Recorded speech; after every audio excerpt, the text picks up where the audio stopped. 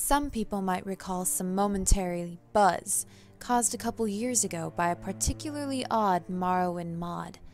The file name was Jvk1166z.esp. It was never posted on any of the larger Elder Scrolls communities, usually just smaller boards and role-playing groups. I know in a few cases, rather than being posted, it was sent via PM or email to a chosen few. It was only up for a few days, to the best of my knowledge. It caused a buzz because it was a virus, or it seemed to be. If you tried to load the game with the mod active, it would hang at the initial load screen for a full hour and then crash to the desktop. If you let it get that far, your install of Morrowind, along with any save files you had, would become completely corrupted. Nobody could figure out what the mod was trying to do, since it couldn't be opened in the construction set. Eventually, warnings were distributed not to use it if you found it, and things died down. About a year later, in a mod board I used to frequent, someone popped up with the mod again. He said he was PM'd by a lurker who deleted his count immediately after sending. He also said that the person advised him to try playing the mod through DOSBox. For some reason, this worked. Sort of. The game was a bit laggy, and you couldn't get into options, load game, the console, or really anything else other than the game itself. The quick save and quick load hot buttons worked, but that was it. And the quick save file seemed to be just part of the game file, so you couldn't get at it anymore. Some speculated that the changed game used an older graphics renderer, making DOSBox necessary, but it didn't look any different. This part I can speak about from personal experience. When you start a new game in JVK, as the board game to call it, once you left the starting bit in the census office and came into the game proper, the first thing you notice is that the "Prophecy has been severed" box pops up. This is because every single NPC having to do with the main quest is dead, with the sole exception of Yagram Bagarn, the last of the Dwemer. Their corpses never despawn, so you can go check on all of them. In effect, you begin in a world that is doomed to start with. The second thing you notice is that you're losing health. It's only a bit, but it keeps happening, a little bit at a time. The longer you stay in one place, the quicker it seems to occur. If you let this health loss kill you, you'll find the cause. A figure we came to call the Assassin, because he wears a retextured version of the Dark Brotherhood armor from Tribunal, even though the expansions don't work in JVK. It's all black, completely untextured, like he's just a hole in space. The way he moves. He gave me quite a start the first time I saw him scuttling around my dead body. He crawls inhumanly on his hands and feet, his arms and legs splayed out like a spider. You'd usually only see him after death, crawling around and over your body just before the reload box popped up. Occasionally, you could catch a glimpse of him darting around a corner, or crawling on a wall or ceiling. It made the game very difficult to play at night. Other than that, the only noticeable difference is that at night, at random intervals, every NPC in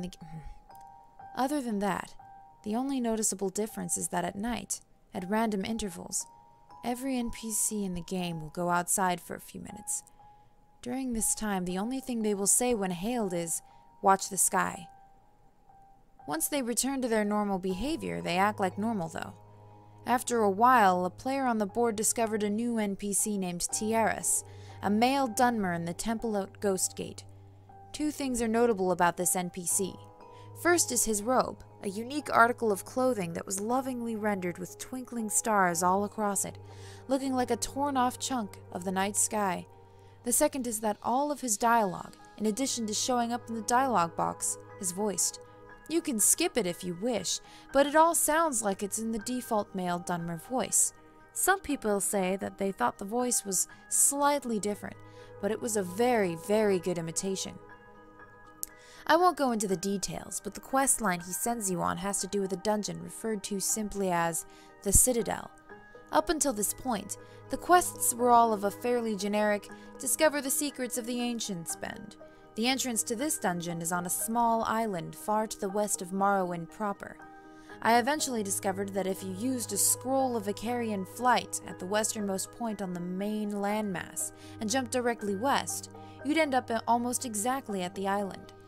Even though the dungeon is called the Citadel, it goes straight down.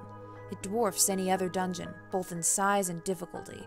From a natural cave area, you'll proceed down into an ancestral tomb-looking area, then a Daedric ruin area, and then a Dwemer ruin area. I made it down to the Dwemer ruins before I quit. The creatures here were strong enough that a level 20 character would have to take care, and since you can't use the console in JVK, level 20 took a while to get to. Since quick save and quick load are your only options, it's all too easy to get yourself into an impossible situation too. I did, and I just didn't have the energy to start over. Now, what I'm telling you is based on what those who few went further reported. Past the Dwemer ruins, you find yourself in a level like the Dwemer ruins, but darker. Rather than the usual bronze, all the surfaces, including those of the creatures, are black. The sounds of machinery are loud here, and grow louder still randomly. There's also steam or fog everywhere, limiting your vision to about 10 in-game feet or so. If you can make it through all this, you will reach a hall that those who found it called the Portrait Room. Like the fire and torches or other effects from early 3D games, this room has picture frames that always face directly at you, no matter how you look at them. The images in the frames were always randomly chosen images from your My Pictures folder. On the board, the ones who got there had some fun posting screenshots of the portrait room with various pictures in the frames, usually porn, of course. At the end of the hall was a locked door. After admitting defeat and returning to Tierras, everyone just found him saying, "Watch the sky," in his usual gravelly voice. What's more, nobody else in the game would say anything. There was just a completely blank dialogue box with no options at all. They wouldn't even rattle off the usual canned audible greetings. The only exception was at night. Whenever they'd go out for a few minutes, they'd still repeat it. "Watch the sky." At this point, one of the players, a friend of mine from the board, noticed, and the few others who got this far agreed, that the night sky was no longer the usual night sky of Tamriel. It had changed to a depiction of a real night sky, and it moved. From this point on, everything is based on what this one person reported. Eventually, he got himself kicked from the board, but I kept in contact with him for as long as he responded. According to him, based on the constellations and the planets, the sky started around February 2005. If you died, loaded, or went back into the Citadel, it would start over. When the usual day sky graphics took over, the movement would be suspended until the stars appeared again. In the space of a single night, everything would move about 2 months' worth. Since the time scale of JVK was more or less that of the standard game, that meant that a bit less than an hour was equal to a 24-hour period. He became convinced that the door would open based on some kind of celestial event. Of course, waiting for that to happen meant leaving the game running. Of course, that meant that the game couldn't be left unattended, thanks to our old friend the assassin. My friend decided he'd hang out for a whole day just to see if anything happened. That would be about a year's worth of movement. Here's the post he made at the end of his experience. "I loaded in Citadel, where it all starts. It wasn't too bad. Just had to check in now and then to move around and heal to make sure I wasn't dying. But check it out. 24 hours exactly in, and the assassin learned a new trick. He screams. I was reading and all of a sudden this crazy loud shriek just about makes me crap myself. It's like something out of a horror movie. I look up and there he is, just crouched down right in front of me. Of course, the second I moved my character, he ran off. When I went back down to the portrait room, the door was still locked. Damn it, damn it, damn it! A bit later, he came to the decision that he needed to wait 3 days. 3 years. The PM advising us to try DOSBox showed up in February of 2008, was his reasoning anyway. After the first shriek, the assassin stops hitting you out of nowhere. Now he'll shriek, and if you don't move for a few seconds after that, he hits you. I think whatever made the mob was trying to help. At night, I've got my headphones on, and I was just kind of dozing off. When he wakes me up with a shriek, I jiggle the mouse, and I'm good. That post was 2 days in from his laptop. Once it was over. Fuck. So fucking done. So I wait the 3 days, right? And right after the fucking assassin made me jiggle the mouse, he shrieks again. So I look and everyone in town is outside. They're all saying, watch the sky. I don't see anything though. But then the game starts getting dark, like really dark. I turn up the brightness all the way on my monitor and I can still barely see. I can see other people in the game, little figures running around in the distance, just running back and forth. If I try to get close, they run off. Now, I was trying to sleep, so the lights are off, and this is kind of creepy. I don't want to get up to turn on my light because I don't want to miss anything, but nothing fucking happens.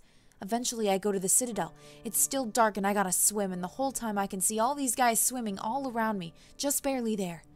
I make it to the Citadel, and it's normal light inside, and I get worried. Sure enough, the portrait door is still fucking closed. I go outside, and it's all starting over. So that's it. I'm fucking going to bed, and I'm fucking done. The end. After that, 2 things happen. First, another of the people who got to the portrait room claimed that the assassin was showing up in his regular Morrowind game. Quick explanation. If you reinstalled Morrowind to a different folder, you could have a normal Morrowind install along with JVK.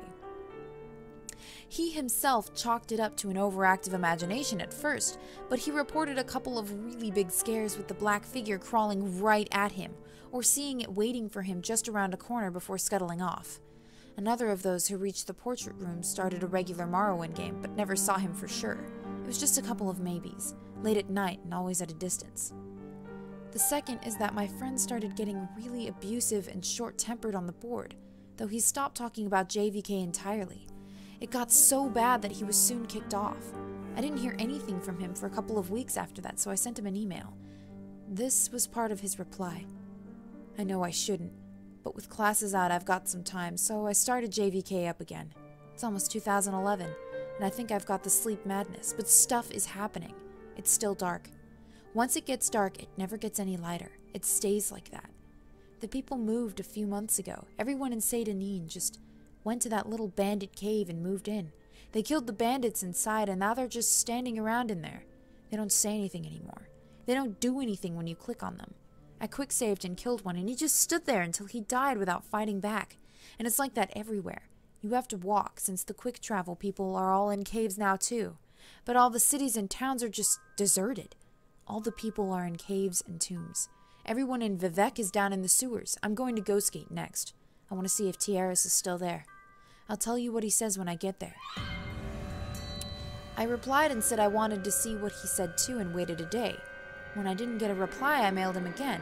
In a couple of hours, he sent back, "Sorry, I totally forgot. So it's 2014 now. Since it's always night, the stars are always moving. The whole screen is dark, but you can still see the brightest stars moving around. Tieris was gone. Everyone in Ghostgate was gone. I don't know where they went. They're not in any of the nearby caves, but there's new stuff. People still don't say anything, but their eyes are bleeding. It's so dark that even with a light spell, you have to get right up against them to see, but there they are. Little dark streaks coming down from their eyes. I think I gotta be getting close. I know this is stupid, but there's no way the payoff is going to be worth it. But I just want to be able to say I stuck it out." I got that one during the day. Later that night, I got a follow-up email. "Some of the planets aren't moving me right. It's pissing me off. If this keeps up, I won't be able to keep track anymore. It's almost 2015 now, I think. Fuck. You know, I just noticed that there aren't any monsters anymore either. I'm completely alone outside now. The main quest people's bodies are still lying around, though. I want to check on them. I don't need headphones anymore, so I just leave them off. When he shrieks, it's like he's screaming right into my ear. I think I even kind of anticipated. He's around a lot more now, a lot closer. He's different from the other people who started showing up, remember? They keep running around, just where I can barely see them. I have to admit, it's kind of creepy at night. Sometimes when I go to the bathroom or whatever, I swear I can see something out of the corner of my eye. I'm keeping all the lights on now." I sent him a letter, jokingly telling him to get some real sleep, and left it at that. 2 mornings later, I found this in my email. It was the last thing I got from him. After this, he stopped responding completely. "I just got up from a fucked up dream, I think. The assassin shrieked at me, and when I opened my eyes, he was right there, crouching over me. His arms and legs were longer, more like a spider's. I tried to push him away, but when I touched him, my hands just went inside and I couldn't get them loose again, like he was made of tar or something. Then I woke up. I thought he was gone. But when I looked at the monitor, it wasn't where I was. I was in the Corpusarium with Yagram. For once, the light was okay, and I could see him all bloated on those mechanical spider legs. I sat down on the computer, and he started talking to me. Not in a box, but really talking to me, in Tiaris's voice. He knew things about me. He told me things that I never told anyone, some things I totally forgot about. He told me that almost nobody had made it this far, and that the door would open up soon. I just had to hang on a little while longer. He said I'd know when it was time. He said I might be the first one to see what was inside. And then I woke up for real, but I was at the computer. I still wasn't where I was. I'm swimming out to the Citadel island, and I can hear this tapping. It's at my window. It's over on the left, so I'm sending you this because I left my laptop by my bed to the right. Just a little tap, tap, tap, tap, like he's knocking his finger against the glass. I might still be dreaming now. So I guess that's the end of the story. I know there's a few other stories floating around about the mod, but this is the only one I know is true, as far as it goes.